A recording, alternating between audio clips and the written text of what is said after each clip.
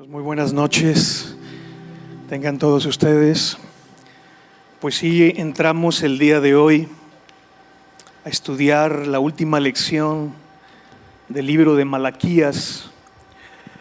Malaquías, un profeta que su nombre significa mi mensajero. Y hemos estado viendo que es el mensaje de Dios para un pueblo que espiritualmente anda mal. Malaquías es una confrontación de Dios con su pueblo y los está confrontando por 6 cosas. Número 1, porque este pueblo, primeramente decíamos en el capítulo número 1, estaban dudando del amor de Dios. Número 2, era un pueblo que estaban deshonrando también el nombre de Dios.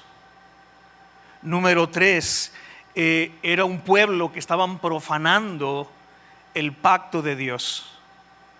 Número 4, estaban cuestionando la justicia de Dios. Número 5, que fue lo último que vimos la clase pasada, estaban robando la alacena de Dios. Y en esta última lección vamos a ver el 6º pecado de este pueblo. Y era de que estaban menospreciando o despreciando el servicio a Dios. Dios está reprochándole a este pueblo de Israel sus pecados. Y Dios los está regañando. Pero esta confrontación tan fuerte que hace Malaquías sobre estos pecados no lleva más que la intención de que el pueblo de Israel se arrepienta. Finalmente lo que Dios quiere es que el pueblo se vuelva a Él. Porque es un pueblo que está en malas condiciones y Dios quiere bendecirlos y Dios quiere levantarlos, pero Dios no puede hacer nada por un pueblo porque hay pecado. Mis amados, así es. Cuando en la vida hay pecado, Dios no puede hacer nada. Se cierran los cielos, las oraciones no pasan del techo. Y aunque Dios quiere bendecirnos y aunque Dios quiere ayudarnos, si en tu vida hay pecado, eso bloquea el que Dios pueda hacer algo por ti o por mí. Entonces, este regaño de parte de Dios es como el regaño de un padre a un hijo. Cuando un padre regaña a un hijo, no es porque quiere acabar con él, no es porque quiere desquitarse y echar fuera su coraje. No es esa la motivación, sino la motivación de un padre de regañar a un hijo cuando se equivoca es que ese hijo corrija y no vuelva a incurrir en esos errores. Si lo que quiere el padre es que al hijo le vaya bien. Y es exactamente el corazón de Dios con el pueblo de Israel en esta época de Malaquías. Dios está enojado, está molesto con el pueblo de Israel. Y hay un fuerte regaño porque mira estos pecados que está cometiendo el pueblo.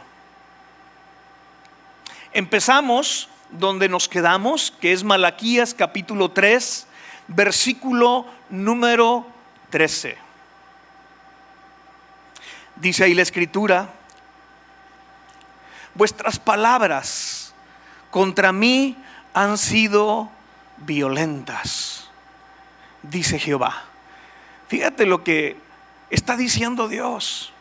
Ahora el reproche contra el pueblo es que el pueblo está hablando mal contra Dios.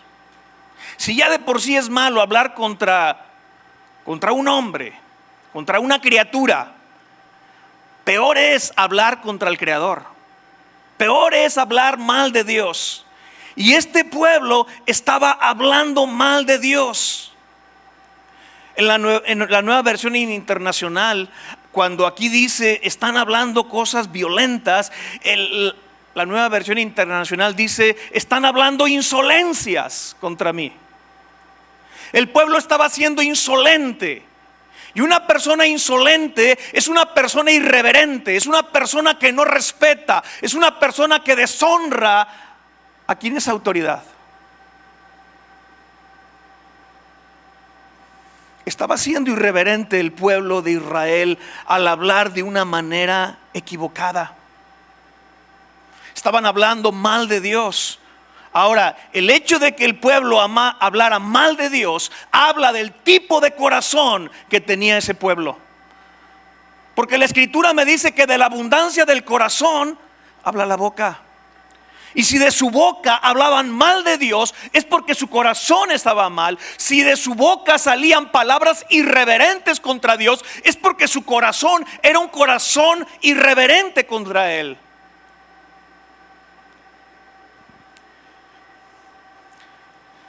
Este pueblo estaba agraviando a Dios con lo que estaban diciendo de Él. Dice, y dijisteis, ¿qué hemos hablado contra ti? Termina diciendo el versículo 1. Otra vez, este pueblo, no sé si hace ese tipo de cuestionamientos a Dios, porque realmente hay una ignorancia en ellos de entender que están pecando contra Dios, creyendo que están bien cuando no lo están. O si hacen este tipo de preguntas a son de sentirse indignados, como diciendo, Señor, ¿de qué nos estás hablando? Si nosotros nos hemos portado bien contigo. Hasta parece como si lo hicieran en un tono de reclamo contra Dios. ¿Qué hemos hablado contra ti? Y viene la respuesta de Dios. Ya decíamos que Malaquías está hecho de una manera en que de preguntas y respuestas. Y dice el versículo 14, aquí viene la respuesta de Dios. Dice, habéis dicho, por demás es servir a Dios. Lo que estaba diciendo este pueblo es que es inútil servirle a Dios. Lo que estaba diciendo este pueblo es que, ¿qué sacamos con servir a Dios? ¿Cuál es la ganancia de servir a Dios? Y había un concepto equivocado de lo que es el servicio a Dios. Se acercaban a Dios o servían a Dios porque de ello obtenían o querían obtener un beneficio. Pero ese no es el corazón con lo que nosotros debemos de servir a Dios. No podemos acercarnos a Dios y querer servir a Dios para obtener algo a cambio. Nosotros servimos a Dios porque es lo correcto, no porque obtenemos un beneficio. Nosotros servimos a Dios porque le amamos, no tanto por lo que podemos obtener de Él. Pero este pueblo tenían un concepto equivocado de lo que era el servicio. Decían, es por demás servir a Dios. Ahora, ellos decían que estaban sirviendo a Dios cuando realmente no lo estaban sirviendo. Ellos creían que estaban brindándole un servicio a Dios que le era grato cuando no lo era así. Estaban ofreciéndole a Dios sacrificios de animales que estaban defectuosos. Y ellos pensaban que con ese tipo de ofrendas agradaban y servían a Dios cuando no lo era así. El servicio de estos hombres, de este pueblo, era un servicio meramente ritualista. El corazón de ellos no estaba en eso. Y a veces esa es la forma como alguien puede venir a la iglesia. Venir por tradición, venir porque ya es costumbre, venir porque ya es domingo y porque pues tengo que ir, porque pues desde chiquito así me criaron, porque desde chiquito me han llevado a la iglesia. Y venir a las reuniones o venir a este tipo de reuniones solamente porque pues ya es un rito, ya es una tradición, ya es una forma, porque así se estila. Y caemos en el riesgo de caer en una forma, simplemente en una apariencia de piedad, cuando realmente ya no hay substancia. Y mis amados, a Dios no lo podemos engañar. Él conoce perfectamente el corazón de cada uno de nosotros, y Él conoce las motivaciones por las cuales nos acercamos a Él o venimos a sus reuniones.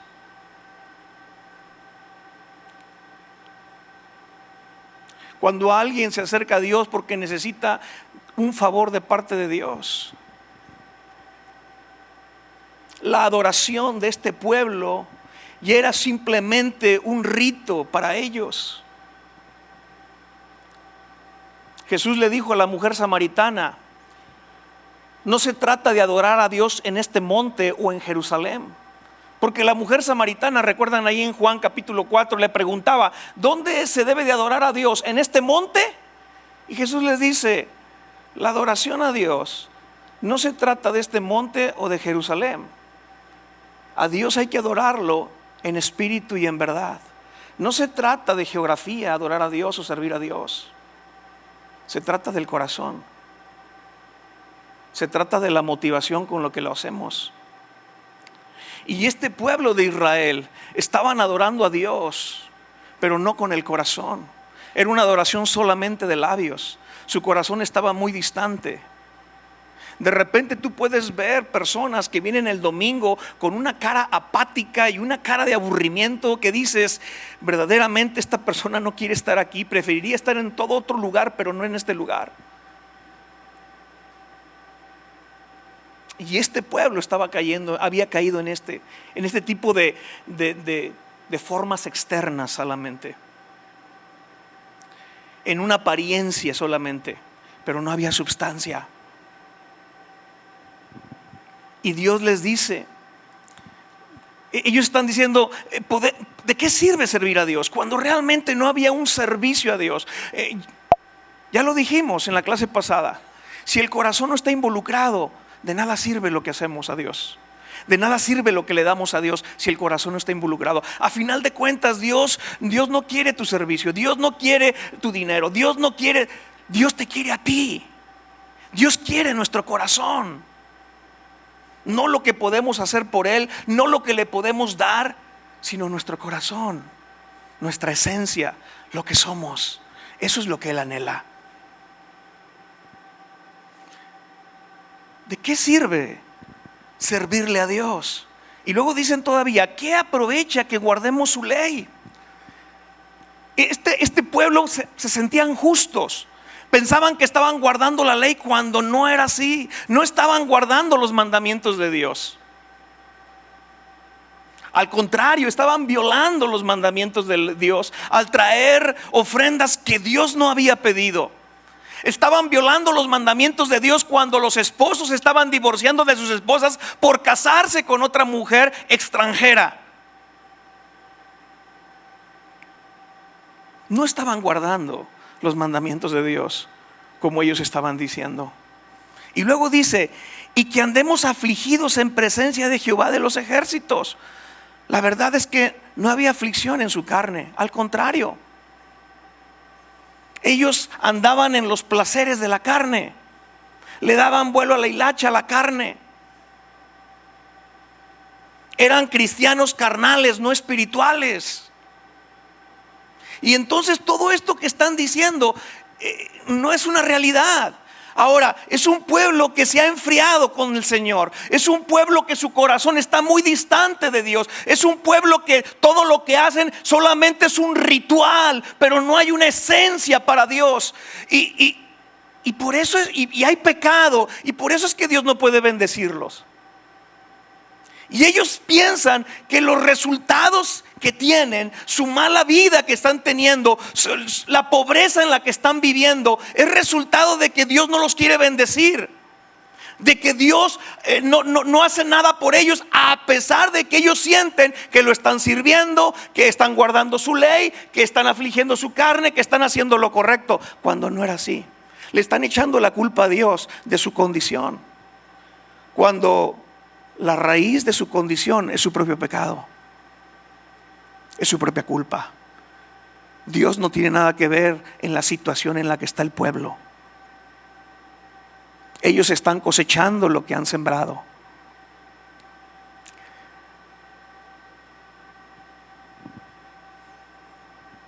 Dice el versículo 15: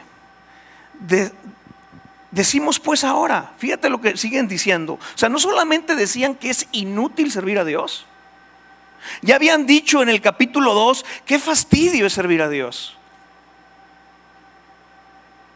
Era un fastidio para ellos, era una carga servir a Dios, y aparte sentían que el servir a Dios era algo inútil. Y todavía se siguen quejando en el versículo 15 y dicen: bienaventurados son los soberbios y los que hacen impiedad. No solo son prosperados, sino que tentaron a Dios y escaparon. Estos cuates están a lo bueno llamándole malo, porque al servir a Dios le están llamando malo. Y a los soberbios y a los impíos les están llamando buenos. Y es lo que dice Isaías 5:20. Llegará el momento que a lo malo le dirán bueno y a lo bueno le dirán malo. Y es lo que está haciendo este pueblo.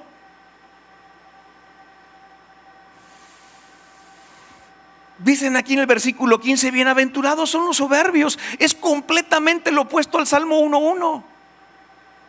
Completamente lo opuesto a la palabra de Dios. Estos cuates están diciendo: bienaventurados, dichosos son aquellos soberbios. Los soberbios son los que se sirven a sí mismos, no los que sirven a Dios, sino buscan servir sus propios intereses, no los intereses de Dios. Y los que hacen impiedad, los impíos, son los que no guardan la ley de Dios. Es todo lo contrario a lo que están diciendo en el versículo 14.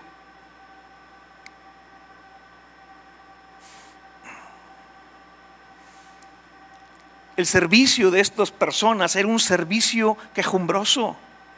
Cuando el Salmo 100 nos dice que nosotros debemos de servir a Dios con gozo y con alegría. Pero era muy distante. Es una tristeza ver que un cristiano sirve a Dios a regañadientes. Sirve a Dios con apatía.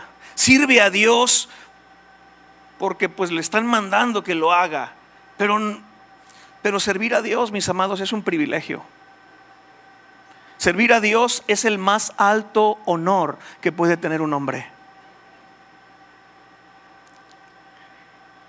Escuchen bien: ningún hombre en este planeta tiene la dignidad para servir a Dios. Escuchen bien: ningún hombre, ninguna persona en este planeta tiene la suficiente dignidad para servir a Dios. Cuando servimos a Dios es porque Él en su misericordia nos ha llamado. Pero es para esta gente, el servir a Dios ya era una carga. El servir a Dios ya era un trabajo. El servir a Dios ya era un fastidio. El servir a Dios ya era algo pesado. Habían perdido esa perspectiva de que el servir a Dios es un gran honor. El servir a Dios es un gran privilegio. Versículo 16 dice: entonces los que temían a Jehová. Aquí aparece un remanente. Siempre dentro de una generación mala, siempre dentro de una época de apatía espiritual o de decadencia espiritual, siempre Dios deja un remanente de personas que siguen siendo fieles a Él.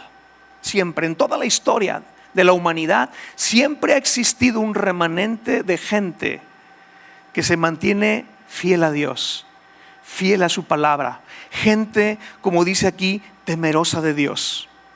Gente que es justa. Entonces los que temían a Jehová hablaron cada uno a su compañero. Aquí hay un contraste entre estas gentes malas que estaban quejándose, que estaban despreciando el servicio de Dios, que no querían servir a Dios. Y aquí hay un contraste con estos justos, del cuales empieza a hablar el versículo 16. Dice: hablaron cada uno a su compañero, y Jehová escuchó y oyó. Este remanente, estos temerosos de Dios, hablaban de Dios, pero no mal, hablaban de Dios bien. Cuando abrían la boca no era para quejarse. Cuando abrían la boca era para animarse los unos a los otros. Y dice aquí la escritura que hablaron cada uno a su compañero. Hablaban para dar testimonio de Dios. Hablaban para dar testimonios de edificación, testimonios de ánimo.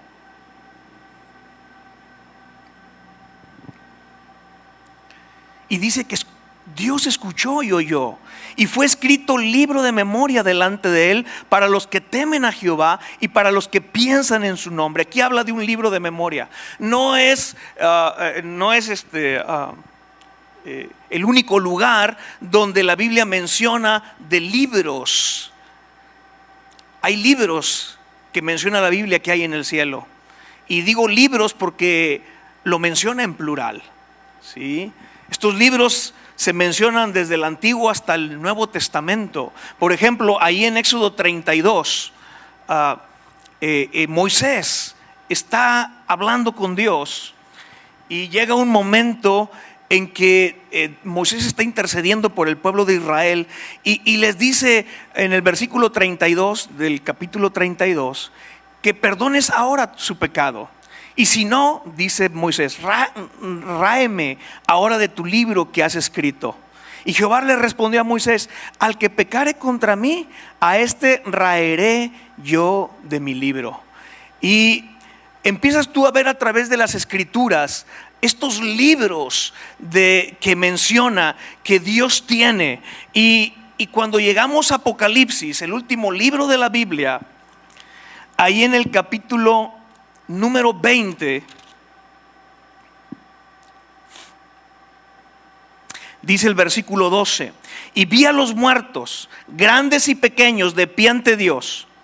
Y luego fíjate lo que dice: y los libros fueron abiertos.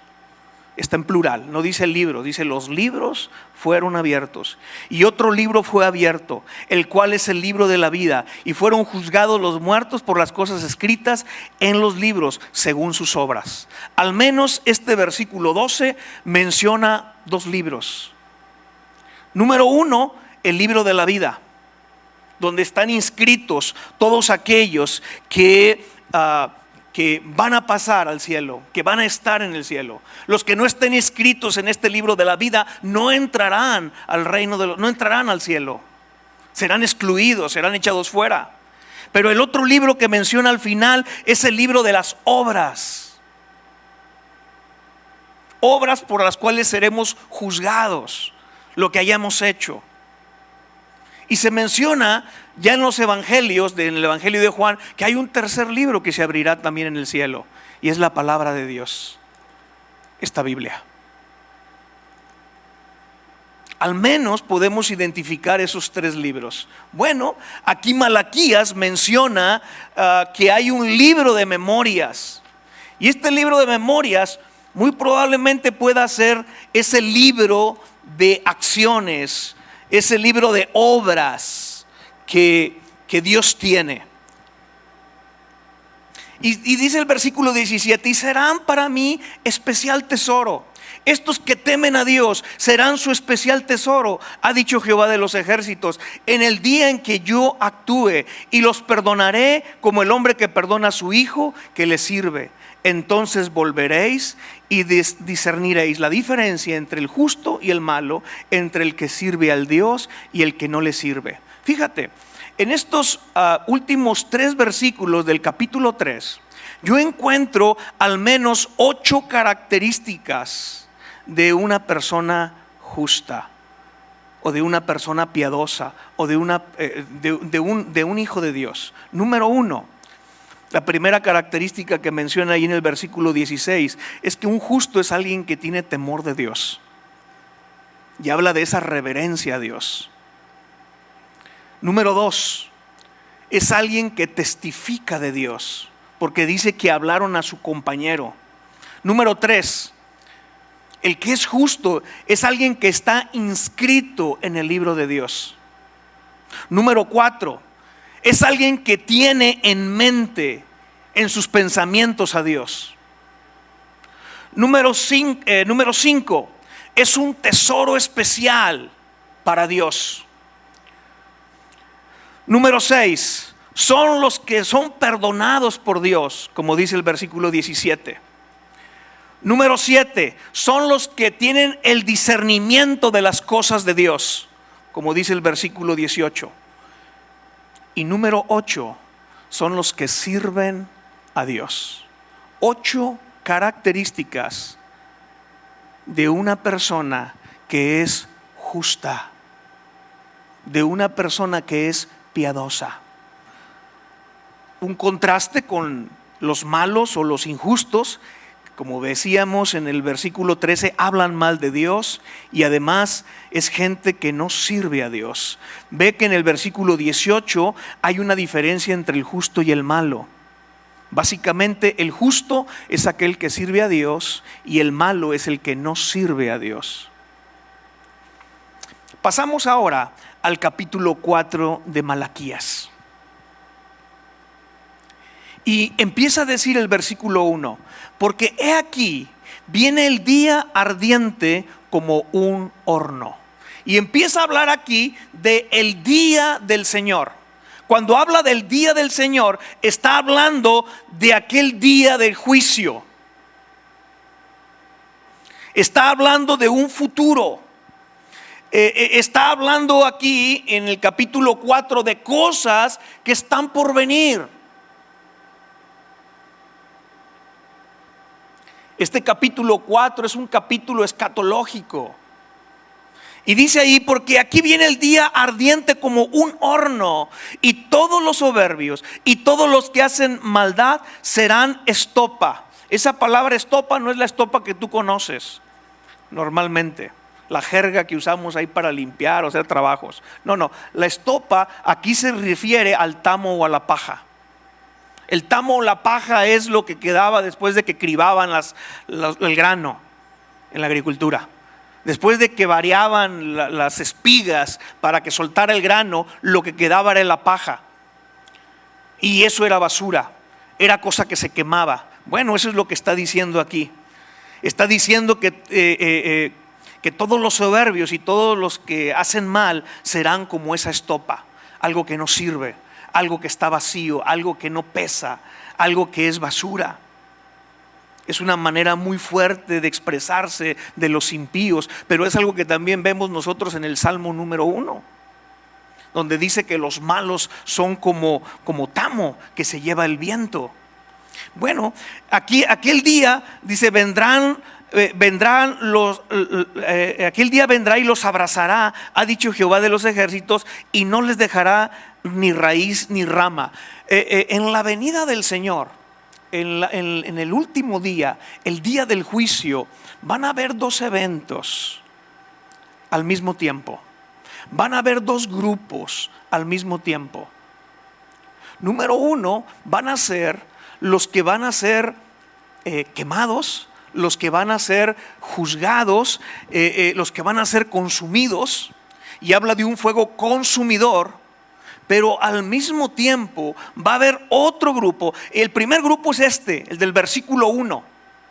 Los que van a ser juzgados son todos aquellos que, a pesar de las advertencias, que a pesar de todas la oportunidad de arrepentimiento que se les dio y no quisieron, van a ser consumidos. Van a ser consumidos. Van a ser juzgados, van a pasar por este fuego consumidor, van a pasar por este horno que los va a consumir como el tamo, o como dice aquí, como la estopa. Pero el segundo grupo, la segunda cosa que va a suceder es lo que dice el versículo 2: mas vosotros los que teméis mi nombre. Está hablando de gente que también es pecadora, pero que se ha arrepentido. Gente que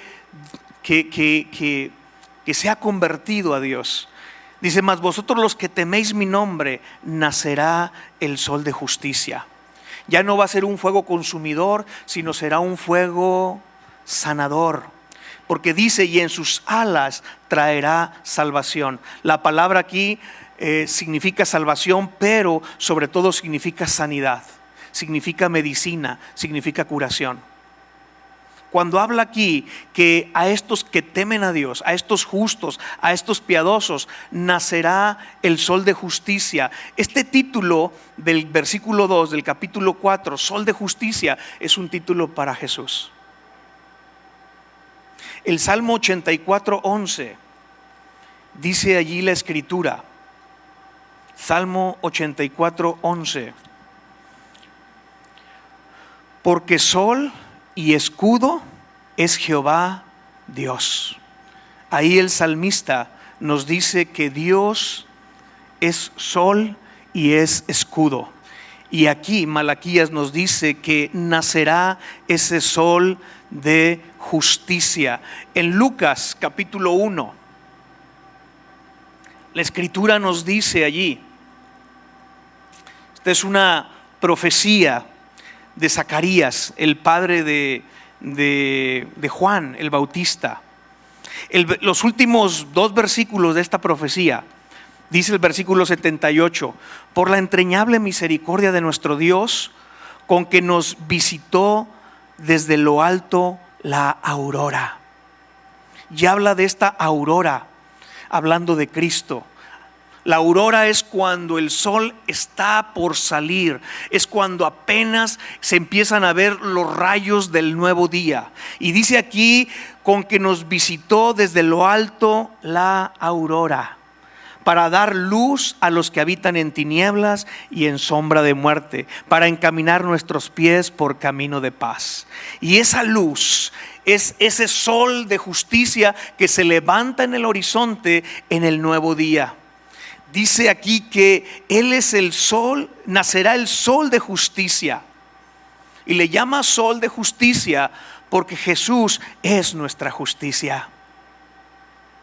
Ahí en Jeremías capítulo 23, a Dios se le conoce como Jehová Sidkenu.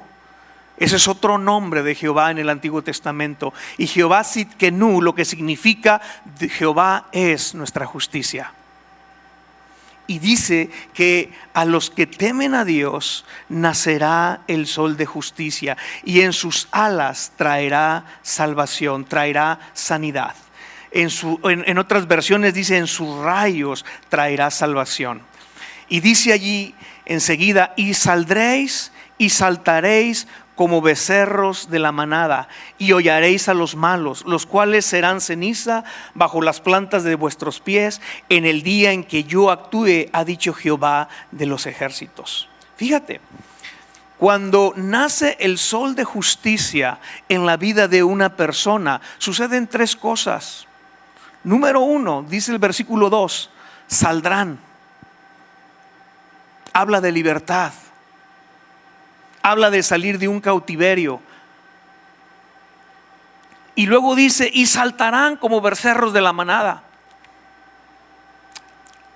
Un becerro, un toro joven, en la noche se mantiene dentro de un pesebre y se mantiene amarrado, porque es de noche.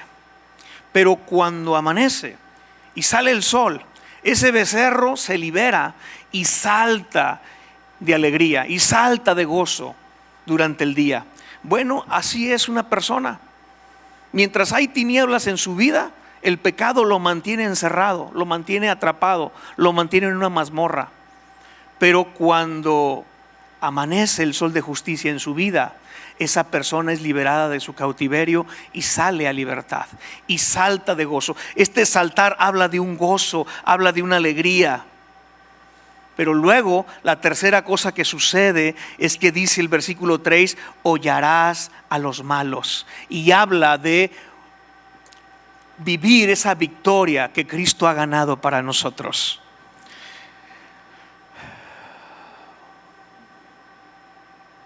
Muy bien.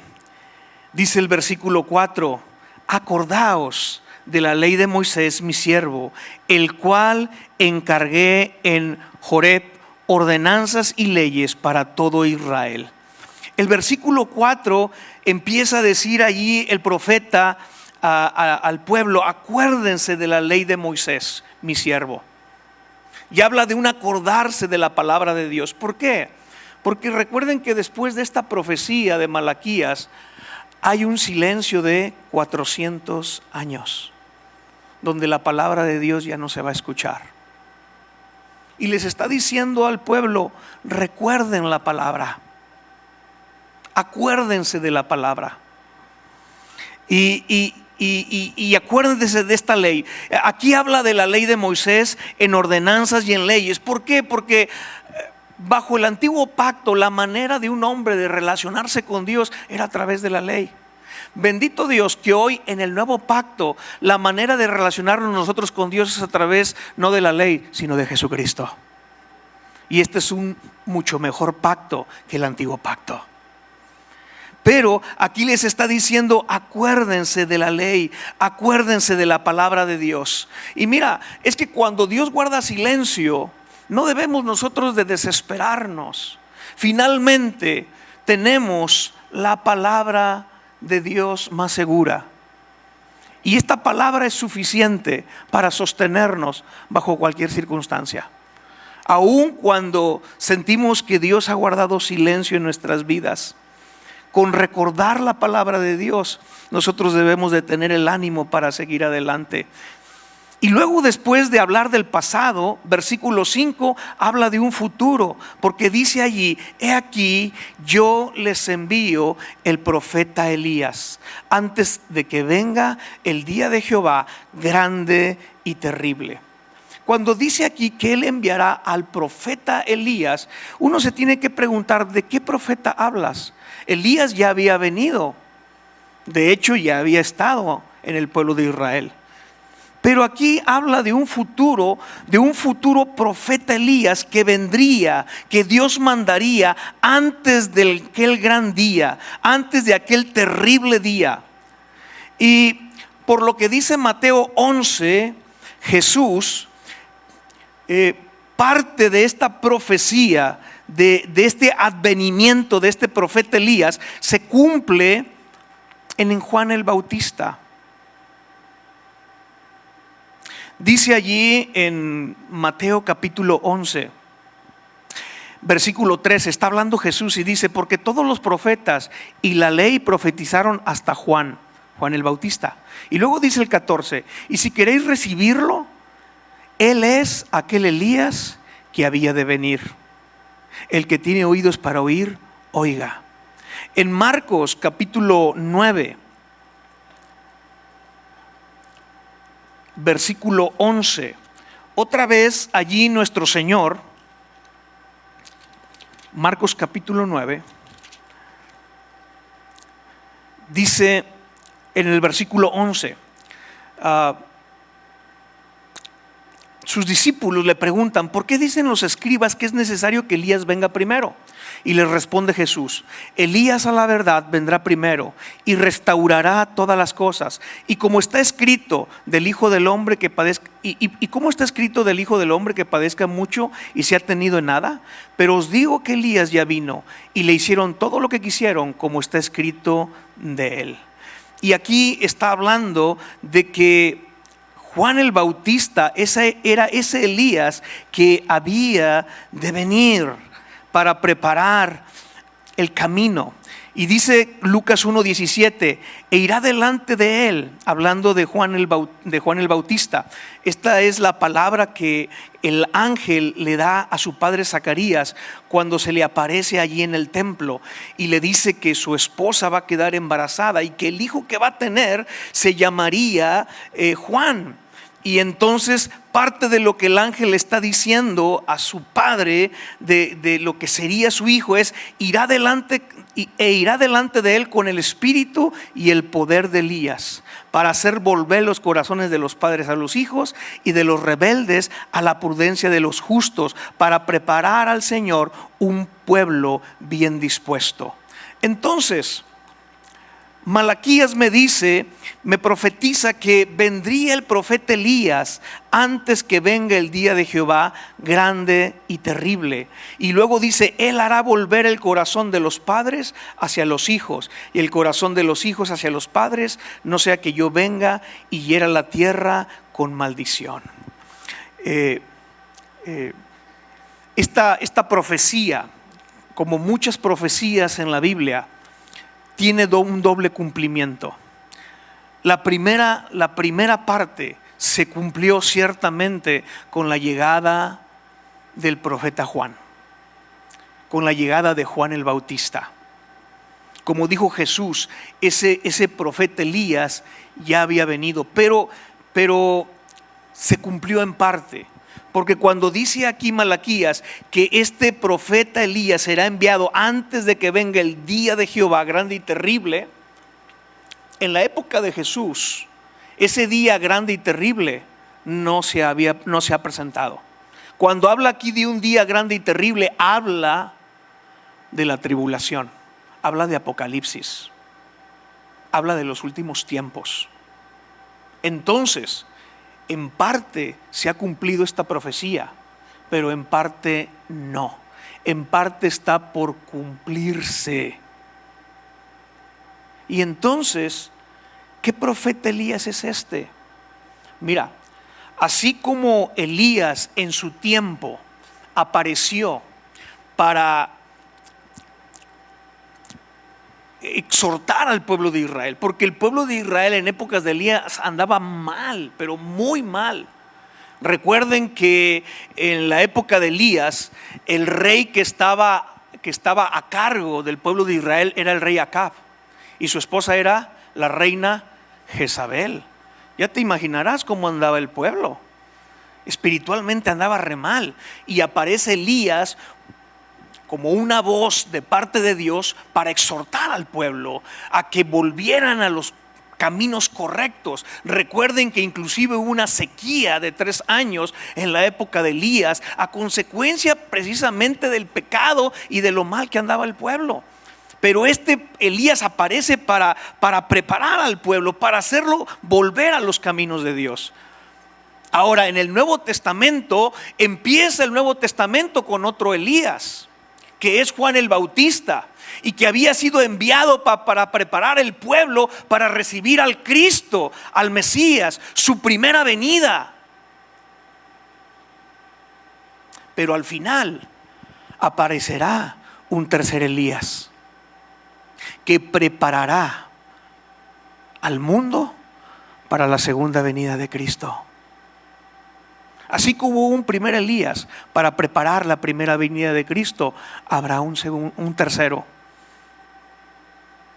Algunos interpretan que ese Elías que profetiza Malaquías es uno de los 2 testigos en Apocalipsis 11. Dice Apocalipsis 11, habla de los 2 testigos que vendrán al final. Después, estos 2 testigos aparecen después de que se toca la 6ª trompeta. Recuerden que en Apocalipsis hay 7 sellos, hay 7 trompetas, y después de las trompetas hay 7 copas de ira. Y va explicando cada una de ellas. Bueno, después de que se toca la 6ª trompeta, aparecen estos 2 testigos que menciona Apocalipsis 11. Y dice allí el versículo 3, Apocalipsis 11:3: y daré a mis 2 testigos que profeticen por 1260 días vestidos de cilicio. Estos testigos son los 2 olivos y los 2 candeleros que están en pie delante del Dios de la tierra. Si alguno quiere dañarlos, sale fuego de la boca de ellos y devora a sus enemigos. Y si alguno quiere hacerles daño, debe morir él de la misma manera. Estos tienen el poder, fíjate el poder que tienen estos testigos, para cerrar el cielo, a fin de que no llueva en los días de su profecía. ¿Quién oró para que se cerrara el cielo y no lloviera? Elías. Y dice que estos testigos tienen ese poder. Y luego dice, y tienen poder sobre las aguas para convertirlas en sangre.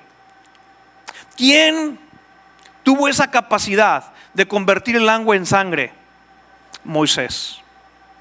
Por eso se piensa que estos 2 testigos que menciona Apocalipsis 11 son Elías y son Moisés, los 2 profetas. Y para herir la tierra con toda plaga. ¿Quién mandó las plagas a Egipto? Moisés. Cuantas veces quieran, dice el versículo 6. Entonces, algunos interpretan que estos testigos, uno de ellos es este Elías que menciona Malaquías 2 y el otro es Moisés. Curiosamente, Malaquías 4 versículo 4 menciona a Moisés y Malaquías capítulo 4 versículo 5 menciona a Elías, a los 2 profetas. Curiosamente, tanto Moisés como Elías estuvieron en el monte Sinaí en el Antiguo Testamento. Estuvieron con Dios. Tú lo ves en Éxodo capítulo 3 versículo 1. Ahí está Moisés en el monte Horeb o en el monte Sinaí. Son los dos nombres que tiene este monte. Y está delante de Dios. Y luego también en Primera de Reyes, también vuelves a ver allí en capítulo 19, ahora a Elías en el monte Sinaí, escondido en una cueva. Y allí tiene un encuentro con Dios. Ahora, curiosamente, también estos dos profetas se encuentran con el Hijo Jesucristo en otro monte, en el monte de la transfiguración, Mateo capítulo 17. Ahí en Mateo capítulo 17, Jesús sube al monte donde se transfigura, y cuando se transfigura se aparecen dos personajes, y eran Elías y eran Moisés, los dos. Entonces, por eso es que se cree que uno de estos testigos de Apocalipsis 11 es el profeta Elías. Bueno, finalmente termina diciendo que este profeta hará volver el corazón de los padres hacia los hijos y el corazón de los hijos hacia los padres, no sea que yo venga y hiera la tierra con maldición. Curiosamente, este libro de Malaquías termina con esta palabra que es muy fuerte, es la palabra anatema, que se traduce por maldición. Y es que esta maldición, mis amados, entró desde Génesis capítulo 3. Entró a este mundo a través del pecado. Y esta maldición no va a ser quitada hasta que no venga Cristo por segunda ocasión a la tierra. Gracias a Dios que el libro de Malaquías no es el último libro de la Biblia, porque imagínate terminar con maldición. El último libro de la Biblia es Apocalipsis, y Apocalipsis en el capítulo 22, en el último capítulo de ese libro, menciona en el versículo 3 y empieza a decir así: y no habrá más maldición. Toda maldición va a ser quitada, va a ser destruida en la segunda venida de nuestro Señor Jesucristo. Todas las cosas serán restauradas, todas las cosas serán hechas nuevas. Entonces será destruido el pecado y será destruida la maldición. Y así es como termina Malaquías, hablando de, más que de la maldición, hablando de una esperanza, de que un día saldrá el sol de justicia. Curiosamente, aquí hay otra cosa interesante. El último libro del Antiguo Testamento titula a Jesús el sol de justicia.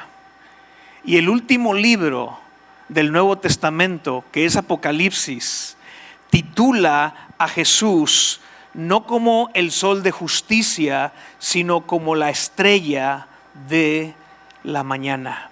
Ahí en Apocalipsis 22, el último capítulo, menciona lo siguiente, versículo 16: yo, Jesús, he enviado mi ángel para darles testimonio de estas cosas en las iglesias.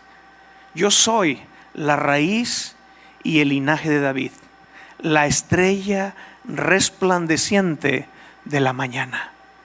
Qué interesante que tanto el Antiguo como el Nuevo Testamento hablan de Jesús como el sol de justicia y como la estrella de la mañana. Dos astros en el cielo. Dos astros que están en el cielo, porque algo que nos enseña la Biblia es que nosotros debemos de ver las cosas que están arriba, no las cosas que están en la tierra. Debemos poner nuestros ojos en lo alto, no en las cosas de este mundo. Nuestra esperanza está en el sol de justicia, en la estrella de la mañana. Esa estrella que vieron aquellos magos cuando llegaron a Jerusalén y preguntaron por el rey que había nacido, el rey de los judíos.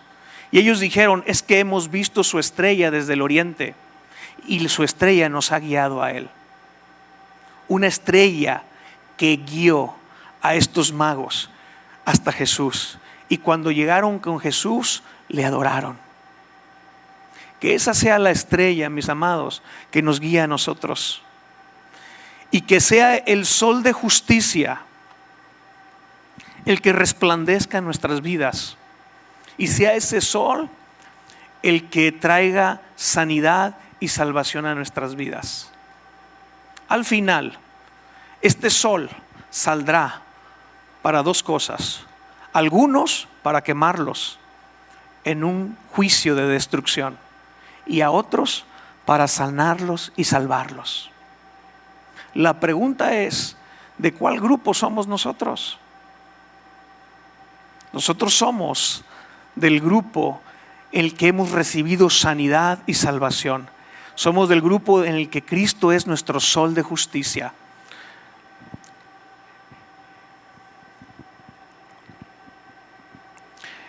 Es como en el Antiguo Testamento, la presencia de Dios. Llegó el momento en que se manifestaba sobre el pueblo de Israel como una columna de fuego y como una columna de nubes. Y dice la Escritura en Éxodo que cuando el pueblo de Israel salió de Egipto,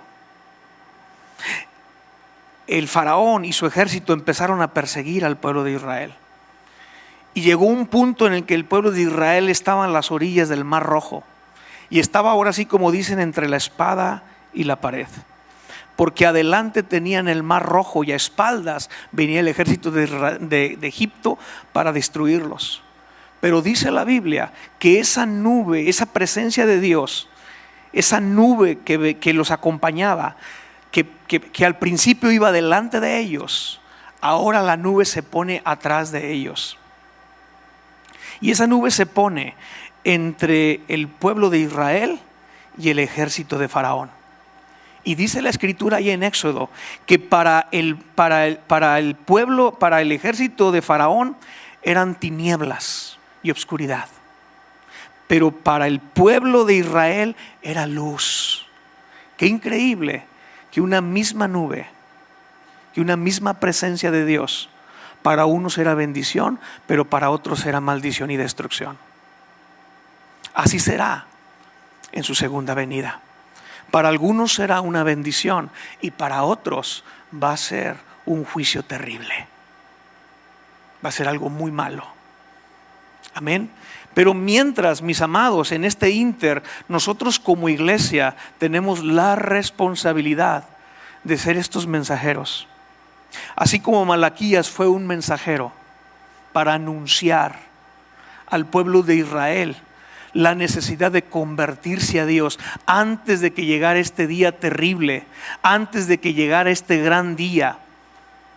Nosotros también en esta época tenemos la responsabilidad de llevar este mensaje de esperanza, hablar de este sol de justicia antes de que llegue el gran día, mientras todavía hay esperanza.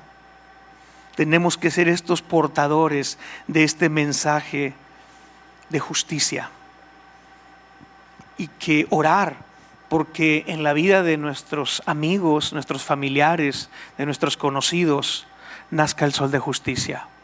Hay mucha gente allá afuera que todavía están en tinieblas. La luz no les ha resplandecido y es nuestra función, es nuestra labor, es nuestra responsabilidad y nuestro compromiso, pero también nuestro privilegio el poderles anunciar este sol de justicia y orar porque nazca ese sol de justicia en sus vidas y que ese sol traiga sanidad y salvación a sus vidas. Amén. Vamos a terminar orando. Padre, en el nombre de Jesús te decimos gracias por tu amor y tu misericordia. Y Señor, es para nosotros un gran privilegio el poderte servir. Ayúdanos, Señor, a valorar el honor que tenemos de poder ser tus siervos, de poder trabajar para ti. Señor, líbranos de caer en un menosprecio por tu servicio, de caer en una rutina, de caer en una religiosidad, de caer en una adoración ritualista solamente. Padre, queremos servirte y adorarte con todo el corazón. Líbranos, Señor, de caer en estos pecados que menciona el libro de Malaquías. Señor, no queremos dudar de tu amor, sino queremos estar firmes en tu amor. Padre, no queremos deshonrar tu nombre. Señor, no queremos profanar el pacto que tú has hecho con nosotros. Dios, no queremos cuestionar tu justicia como lo cuestionaba este pueblo. Líbranos, Padre, también de robar lo que es tuyo, así como esta gente robaba tus diezmos y ofrendas. Y Padre, por último, ayúdanos a apreciar el servicio que te damos y a no menospreciarlo. Señor, perdónanos si hemos pecado contra ti. Líbranos de estos pecados, Padre, y ayúdanos a enderezar nuestro camino. Si hemos pecado, nos volvemos en arrepentimiento a ti, Señor. Y te pedimos que nos ayudes a andar por sendas de justicia. Pon temor en nuestro corazón y ayúdanos, Señor, a andar piadosamente. Ayúdanos, Señor, a no quejarnos, a no hablar mal contra ti, sino a dar testimonio correcto, testimonio limpio, un testimonio bueno de ti, Señor, delante de los demás. Y Padre, ayúdanos a llevar el mensaje de esperanza, de que hay un sol de justicia, de que hay una esperanza de salvación, hay una esperanza de restauración, de que hay sanidad, hay curación, de que hay medicina para la enfermedad del pecado. Padre, oramos en esta hora también por aquellos familiares y amigos que todavía viven en las tinieblas y en la oscuridad. Oramos por todos aquellos a quienes no les ha amanecido el sol de justicia. Padre, te pedimos tengas misericordia de ellos, así como la has tenido de nosotros. Señor, que el sol de justicia se levante en sus vidas. Sálvales, Padre, te lo pedimos en el nombre de nuestro Señor Jesucristo. Amén. Amén y amén.